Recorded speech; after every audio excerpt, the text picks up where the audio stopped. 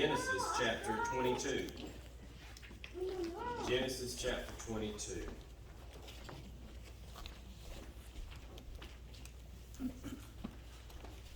Today is going to be one of those fun days for you note takers. Go ahead and let you know. We're going to bounce around to a few different scriptures because we're going to take a look at some different folks that God spoke to and how that they responded. In the Old Testament, it was not unusual for God to speak audibly through his prophets. They would relay the message that the Lord had given to them, that he had spoken audibly to them. God spoke through the priest, as we read in the Old Testament. God spoke through the judges and gave them opportunity to declare things on his behalf. And he spoke to other people by actually calling them by name. And we're going to take a look at some of the folks that God called by name today. In fact, the ones that we're going to look at today, God called them by name twice. Now, usually you hear your name twice, you think you're in trouble, right? Well, that's not the case here. When God called someone's name twice, it was first of all to get their immediate attention, and then secondly, it was to communicate with them on that personal level, and to give them instruction or calling, or to elevate them to a place of higher responsibility or prominence in their influence. The fact that God called them by name twice was also to tell them something important at the time, or to give them instructions to do something that could not be delayed. It was immediate in its attention and in its action. The third reason, as I mentioned, was to elevate or promote that person to a prominent position or a place of influence, a place of leadership, or install them into a place of service.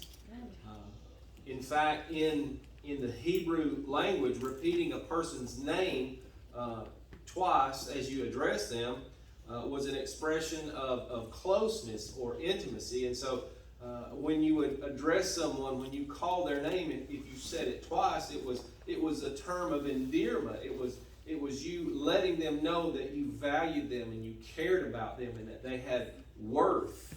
And when God speaks to us, when God communicates to us, and in particular the examples that we're going to look at today, when he said their name twice, he was letting them know that he loved them, that he valued them, that they had worth, and he gave them a purpose.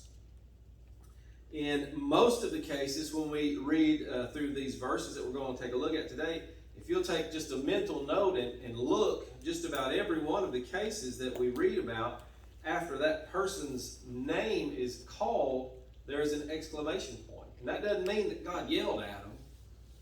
That just means that there was excitement. That means that there was a bit of exclamation. And if you are going to say someone's name to get their attention, you probably wouldn't whisper it, would you? But you're not going to yell at them as if, from one end of the yard to the other, or downstairs to upstairs, or one end of the house to the other. But when you're communicating with them, when you're having conversation and you call their name, you say it in a way that they know you're addressing them, and that they can give you their attention because you have something to say to them. You have something that you want to address with them. So the first one we're going to look at is in Genesis chapter 22, beginning in verse 2. It says that it's talking about Abraham here, and God is instructing him, and it says, then God said, take now your son, your only son Isaac, whom you love, go to the land of Moriah, and offer him there as a burnt offering on one of the mountains of which I shall tell you.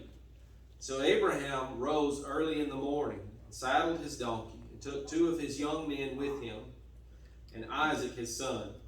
And he split the wood for the burnt offering, and arose and went to the place which God had told him. And on the third day, and so this is 3 days into their journey, how far away from home that they are, Abraham lifted his eyes and saw the place from afar off. And Abraham said to the young men, "Stay here with the donkey. The lad," or the young man, "and I will go yonder and worship, and we will come back to you." So Abraham took the wood for the burnt offering and laid it upon Isaac his son, and he took fire in his hand and a knife, and the two of them went together. But Isaac spoke to Abraham, his father, and he said, "My father?" And he said, "Here I am, my son." And he said, "Look, the fire and the wood, but where is the lamb for a burnt offering?" And Abraham said, "My son, God will provide for himself the lamb for a burnt offering." So the two of them went on together. Then they came to the place of which God had told him, and Abraham built an altar and placed the wood in order, and he bound Isaac his son and laid him on the altar upon the wood. And Abraham stretched out his hand and took the knife to slay his son. But the angel of the Lord called to him from heaven and said, "Abraham, Abraham." So he said, "Here I am." And he said, "Do not lay your hand on the young man, or do anything to him. For now I know that you fear God, since you have not withheld your son, your only son, from me." Then Abraham lifted his eyes and looked, and there behind him was a ram caught in a thicket by his horns. So Abraham went and took the ram and offered it for a burnt offering instead of his son. And so God gives Abraham this one last test. God had been challenging Abraham in his faith throughout their whole experience, from the time that God called on Abraham to leave his home and begin to follow him. And he asked him to sacrifice Isaac, who was Abraham's child of promise. If you remember the story, Abraham was well on in a great number of years before he and his wife ever conceived a child. And so Abraham attempts to follow God's instruction. He faithfully obeys the instruction to sacrifice his son Isaac. And from the time that God told him and his wife that they would have a child, about 25 years had passed. So a test of faith, a test of obedience for a promise that took that long to fulfill, showed the great faith that Abraham had. And so Abraham's ready to obey, and just before he lets the knife fall, the angel of the Lord called out from heaven, "Abraham, Abraham." And his response, "Here I am," he answered.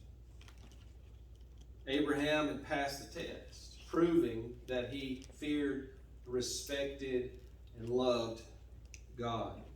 In fact, if you wanted to see what happened before the end, if you'll notice that in verse 5, he says to his two young servants, "Stay here with the donkey. The young man and I will go yonder and worship, and we will come back to you."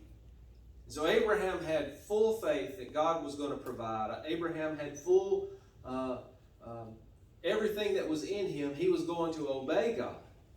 But he also knew that God had made him some promises. And he knew that God had came through on the other promises. And so he didn't think that God was going to let him down yet. So Abraham had passed the test. And the Lord provided this ram in the thicket there, caught by his horns, to become a substitute sacrifice for Isaac. God saw how faithful Abraham was, and yet Abraham lived in the faithfulness of God as well. God established a covenant with Abraham, and he told him that he would become the father of many nations, and that his descendants would be as many as the sand on the sea and the stars in the sky. But he called out his name twice, "Abraham, Abraham." And his response was, "Here I am." faithful, obedience, response. You see where we're going with this, right? Secondly, we're going to take a look at Jacob. If you'll just turn on over a few chapters in Genesis to chapter 46. Genesis chapter 46. Now, Jacob was the son of Isaac, the one we just read about. So it's Abraham, Isaac, Jacob. Jacob is in a situation where he thinks that his youngest son has been killed several years before we find ourselves in this text. In Genesis chapter 46, where we find ourselves is that a great famine had come upon the land, and Joseph really wasn't dead. His brothers had tricked him and had sold him to a group of slave traders, and Joseph was carried down to Egypt and sold as a slave, and he found himself there, and through his faithful obedience to the Lord, he was able to gain prominence, and he was elevated all the way to the most influential, powerful person in the land under the Pharaoh. And Joseph had, through the Lord's leadership and guidance, had been able to prepare for a famine that had come onto the land. And so everyone in and around the nation of Israel, Jacob and the rest of his sons, they had been suffering through this famine, and they get word that there may be grain down in Egypt. There may be food to eat in the height toward the end of this famine. And so the brothers of Joseph make their way down there, and they come and they are introduced to Joseph, and he recognizes them, but they don't quite recognize him just yet.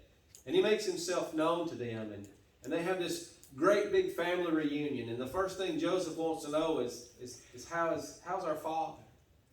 And they tell him that he's on up in years, and they came down there to get some grain to carry back. And Joseph says, no, go home and get Dad, and you come down here, and I'll take care of you. And so as some of the brothers go back, and they're going to get Jacob, and they're going to communicate to him that Joseph isn't dead, that he's been found alive, and they're going to have to come clean about the things that they've done. But Jacob is on up in years, and he's finding these things out for the first time. And it says in verse 1 of Genesis chapter 46, it says, so Israel took his journey with all that he had. So when you read that name is kind of interchangeable with the name Jacob. God dubbed Jacob as having the name of Israel. And so it says Israel took his journey with all that he had, and he came to Beersheba and offered sacrifices to the God of his father Isaac. And then God spoke to Israel, or spoke to Jacob, in the visions of the night, and said, Jacob, Jacob. And he said, here I am. And so the Lord said, I am God, the God of your father. Do not fear to go down to Egypt, for I will make of you a great nation there. I will go down with you to Egypt, and I will also surely bring you up again, and Joseph will put his hand on your eyes. And so Jacob is finding out that Joseph is not deceased. In fact, as I indicated to you, he's the second in command of the Egyptian empire under the Pharaoh. And at his suggestion to the brothers, he said, you all come and live down here, and I'll take care of you, and we'll take care of Dad together, and we'll make sure that he has a good end of days. And so they're invited to come down to Egypt, and Jacob's old, and he wants to make the trip to see his son, the one that he thought he had lost so long ago. And he just don't know if he can hold out for the journey. And when the Lord speaks to him and he prepares him for the journey to Egypt, as he goes and he worships God, he makes a short journey to Beersheba, and it says with all that he had, he came to Beersheba. That meant, in his older years, he's a little more feeble. He He doesn't walk as fast. He doesn't travel as well. And so he just don't know if he can make the trip. And so as he worships there and as he takes some rest, God speaks to him in a vision during the night. And he says, Jacob, Jacob. And Jacob said, here I am. And he said, I am God, the God of your father. Don't fear to go to Egypt. I will make you a great nation there. And then he gives him the promise for the strength to be able to make the journey. In verse 4, he says, I will go down with you to Egypt, and I will also surely bring you up again. And so he says, I'll take you down there and I'll bring you back. You don't have to worry about the strength for the journey. I've got you covered. And he says that Joseph will put his hand on your eyes, meaning that he will get to spend time with the son that he thought he had lost. In fact, Joseph would be the one, and when he says, indicates there that Joseph will put his hand upon your eyes, it just means that Joseph will see him before he closes his eyes in death. That Joseph will be the one who gets to do that. And that he will get to spend that time with him. And so he has this vision, has this dream, and God calls his name twice. Jacob, Jacob. To assure him that he was able to go and do what Joseph had suggested. And he replied, here I am. So when Jacob responds, the Lord tells him not to be afraid. He tells him that he's going to get to see Joseph. He's going to accomplish this goal. And that his descendants will become this great nation in this foreign land. In the meantime, Jacob the Lord is revealing to him that his son is still alive, and Jacob's being promoted to become the father of this great nation that was promised to Abraham through Isaac and then to Jacob. And it wasn't just that Jacob was a father who had 12 sons. He became the father of the 12 tribes of Israel. And throughout the rest of the Old Testament, those are the folks that we read about.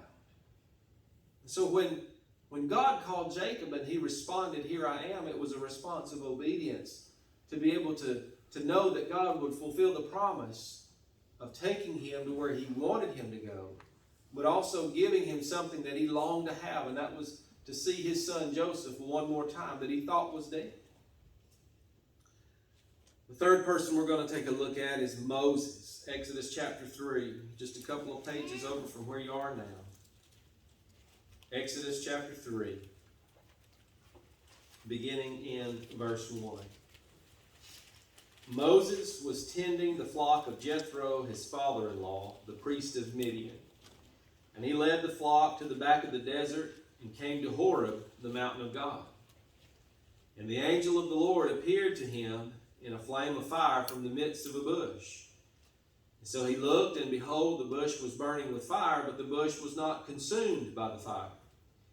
And Moses said, I will turn aside and go see this great sight as to why the bush does not burn. And when the Lord saw that he had turned aside to look, or came over to look, God called to him from amidst the bush and said, Moses, Moses. And he said, here I am. And then he said, do not draw near to this place. Take your sandals off of your feet, for the place where you stand is holy ground.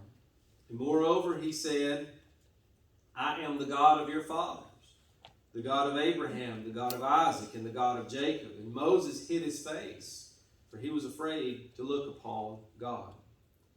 And the Lord said, I have surely seen the oppression of my people who are in Egypt, and have heard their cry because of the taskmasters, for I know their sorrows. So I have come down to deliver them out of the hand of the Egyptians, and bring them up from the land to a good and large land, a land flowing with milk and honey, to the place of the Canaanites, the Hittites, the Amorites, the Perizzites, the Hivites, and the Jebusites. Now therefore, behold, the cry of the children of Israel has come to me, and I have also seen the oppression with which the Egyptians oppressed them. Come now therefore, and I will send you to Pharaoh, that you may bring my people, the children of Israel, out of Egypt. So Moses, knowing what we know about Moses, had benefited from Jacob's obedience. That Jacob went and stayed in Egypt, and they began to grow and multiply into that great nation in that foreign land that God had promised to Jacob that would happen. And Moses grew up there. He spent 40 years in Pharaoh's palace. He spent 40 years in the desert tending to his father-in-law's flocks. And he spent 40 years leading God's people out of Egypt to the land of promise. And so Moses has kind of found himself in a predicament. He killed an Egyptian who was mistreating one of his fellow Israelites, one of his fellow Hebrew people. And he flees from Egypt to avoid the punishment of Pharaoh. And so he's living out in the desert lands of Midian, shepherding sheep for his father-in-law Jethro out there in the wilderness. And it said that he had gone to the back of the desert. Now, I don't know where the back of the desert is, but it's probably pretty far away from home, if I would be a guessing man. And so he's far away from home. It's just him and the flock. And he begins to see something that normally one wouldn't see in the desert, and that was a bush. Not only is there a bush growing in the desert, but that bush is on fire.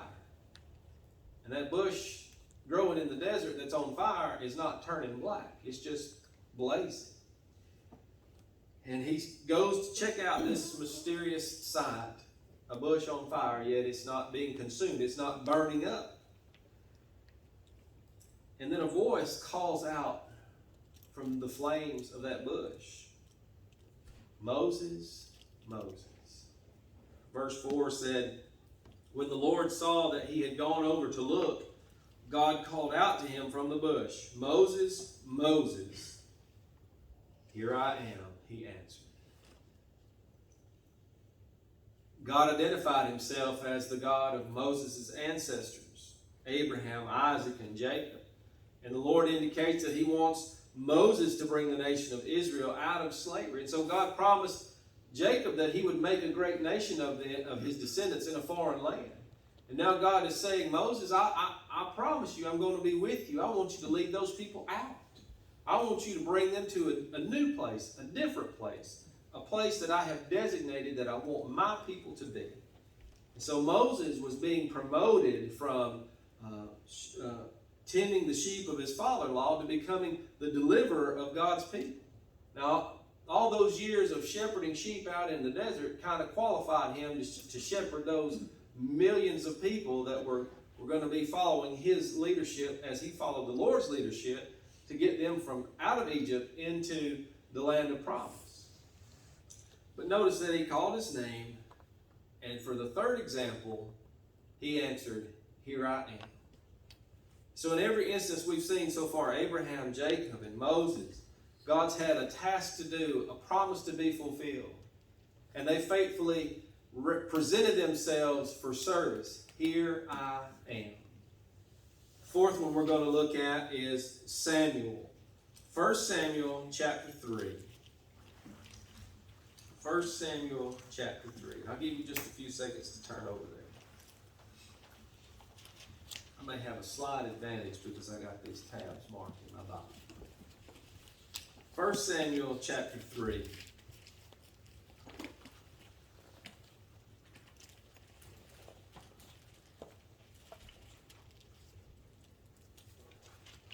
Now, to kind of give you a background on Samuel's story, where we find ourselves, Samuel's mother was Hannah.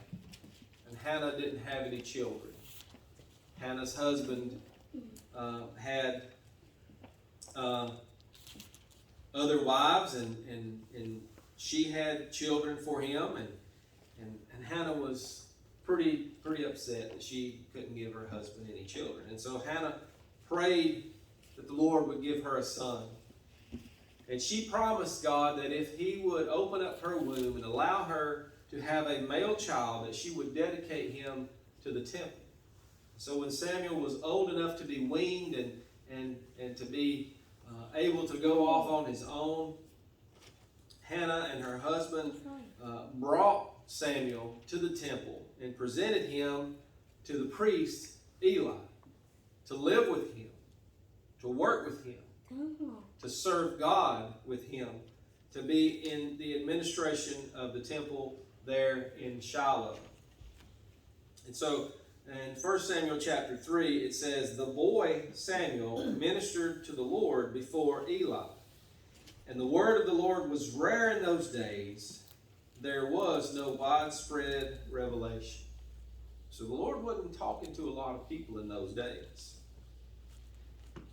Verse 2, it says, it came to pass at that time while Eli was lying down in his place, and when his eyes had begun to grow so dim that he could not see, and before the lamp of God went out in the tabernacle of the Lord where the ark of God was, and while Samuel was lying down, that the Lord called Samuel, and he answered, here I am. And so Samuel gets up, in verse 5 it says that he ran to Eli, here I am, for you called me. And Eli said, I did not call, go back and lie down again. And so he went and lay down. And the Lord called yet again, Samuel. So Samuel arose and went to Eli, and he said, here I am, for you called me. Eli answered, I did not call, my son, go lie down again. Verse 7, it says that Samuel did not yet know the Lord, nor was the word of the Lord yet revealed to him. And so he was just there kind of following Eli's leadership, that he didn't have a relationship with the Lord yet. And it says that the Lord called Samuel a third time. So he arose, went to Eli, and he said, here I am, for you did call me. And then Eli perceived that the Lord had called the boy. So Eli said to Samuel, go and lie down, and if it shall be, if he calls you, you must say, speak, Lord, for your servant hears. And so Samuel went and lay down in his place. In verse 10, it says, the Lord came and stood. He stood. His presence was right there in the room with Samuel. And it says that he called as at the other times, Samuel, Samuel. And Samuel answered, speak, for your servant hears. So Samuel's living in the temple as an intern and understudy for Eli, and it's a time when people rarely heard from God. This is the time of the judges are kind of coming to a close at this point. And the boy is asleep there in his place at the tabernacle. And he hears this voice calling him in the middle of the night, and he just naturally assumes that it's Eli. And every time the Lord called his name, he answered Eli the same way every time. Here I am, for you called me. And Eli realizes this is 3 times the boy thinks I'm calling his name. It must be the Lord speaking to him. So young Samuel learns that the voice is from someone even greater than his mentor, Eli. Verse 4, it says, the Lord called Samuel, and he said, here I am. And he said, or it's known through the reading of the following scriptures in the life of Samuel that after that night, after he heard the call of the Lord and he answered, here I am, that he became the mouthpiece of God to the nation. He became a judge and he became a priest. And he went on to serve the Lord and anointed 2 of the kings of Israel. But notice in verse 10, it says, the Lord came and stood there and called as before, Samuel, Samuel. And Samuel responded, speak, for your servant is listening. He'd already indicated, here I am, being willing to serve, willing to do. But he said, speak, for your servant is listening. Abraham, Jacob, Moses, Samuel, they all responded by saying, here I am. Samuel takes it a step further with his availability, and he says, I'm listening. Y'all remember the story of Job there in the Old Testament, right? How Job kind of falls on hard times, and the Lord allows all these terrible physical things to happen, external things. He loses his family, he loses his finances, and And he's pretty much lost his fellowship with everyone in the community except for these three guys who were trying to be friends to him. And one of the friends was Elihu. And Elihu said in Job chapter 33, verse 14, "Indeed, God speaks once or twice, yet no one notices it." So a lot of times when God speaks to us, when He calls our name, we might indicate that we want to serve Him. God, what will you have me to do? God, what is your will for my life? And we say, "Here I am," with our words, but we don't say, "Here I am," with our attitude and with our servanthood. And we certainly don't say, "I'm listening," most of the time. One of the commentary writers that I like to read, Chuck Smith, he said, "God can speak in various ways to people. I think, though, that our hearts need to be open to hear the voice of God. I believe that God is speaking and does speak quite often, and we just don't understand that it is God speaking. We don't understand His voice. We're looking for some echo chamber type of voice. Charles. We expect, the booming, audible voice from heaven. We're just expecting things to reverberate and echo in our ears. But God speaks in such beautiful, natural ways that we're not always aware that it is God speaking. God can speak through dreams. He can speak through visions. He can speak through angels. He can speak through His Word. He can speak through a friend. He can speak to us in many different ways. You really can't limit the ways by which God speaks to man.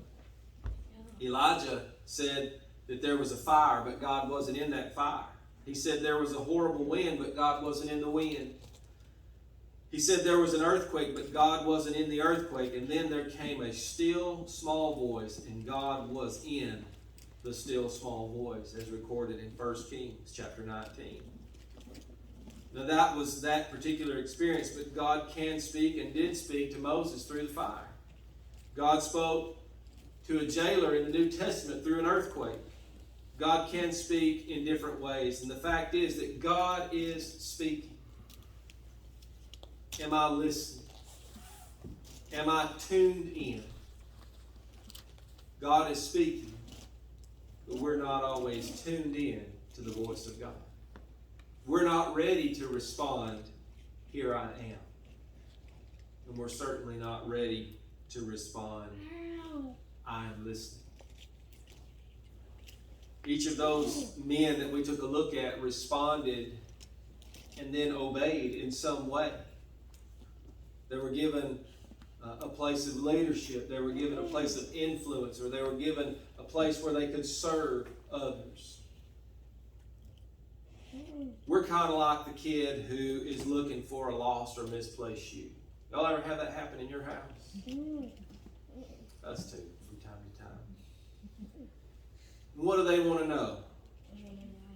Where's my shoe? Has anyone seen my shoe? And then what happens?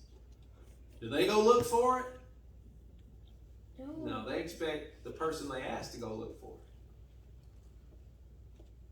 They wait for someone else to go find it, instead of going and looking in the familiar places that they know that shoe is probably located. You see, we go and we pray and we say, "God, what do you want me to do? What's your purpose for my life? What is your will for my life?" It's almost like saying, "God, where's my shoe?" And then we go off and do something else and expect God to get that shoe and bring it and lay it in our lap and say, "Here's your shoe, son. Here's your shoe, young lady." Instead of going and looking in the familiar places that we know that what we're looking for can be found. And we just sit on the couch and wait for someone to find our shoe. Each of those men responded and they obeyed. "Here I am. Speak, for your servant is listening." But I want to show you one example really quickly. I know we're running short on time. really quickly where Jesus gives an example of people calling on the Lord's name 2 times. Look in Matthew chapter 7. Matthew chapter 7.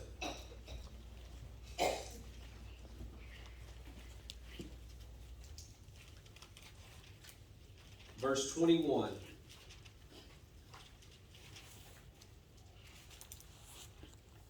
Matthew 7, verse 21. Not everyone who says to me, Lord, Lord, will enter the kingdom of heaven, but the one who does the will of my Father who is in heaven will enter.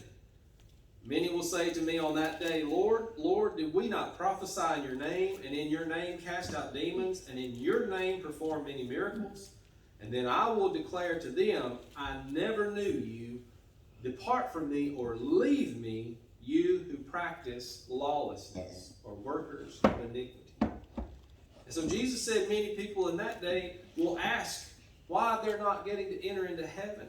It's because they're only giving him lip service and not doing the will of the Father and following him with all of their heart. And so when we say, here I am, and then we go off and we expect God to find our shoe for us, we're doing exactly what Jesus is saying in those verses. We think we're obeying him, but we're really doing things that we want to do. We think we're doing things in his name, but they're really things that bring us recognition. We think we're serving him and doing those kind of things, but we're really doing things to benefit others so that we make ourselves look good. And he says, I don't know. He goes on in Luke chapter 6. You don't have to turn there, but I'm going to read you these verses. He says, why do you call me Lord, Lord, and don't do what I tell you? Everyone who comes to me and listens to my words and puts them into practice, I'll show you what he is like. He's like a man building a house who dug down deep and laid the foundation on bedrock. And when the flood came, the river burst against that house and could not shake it because it had been well built. But the person who hears and does not put my words into practice is like a man who built a house on the ground without a foundation.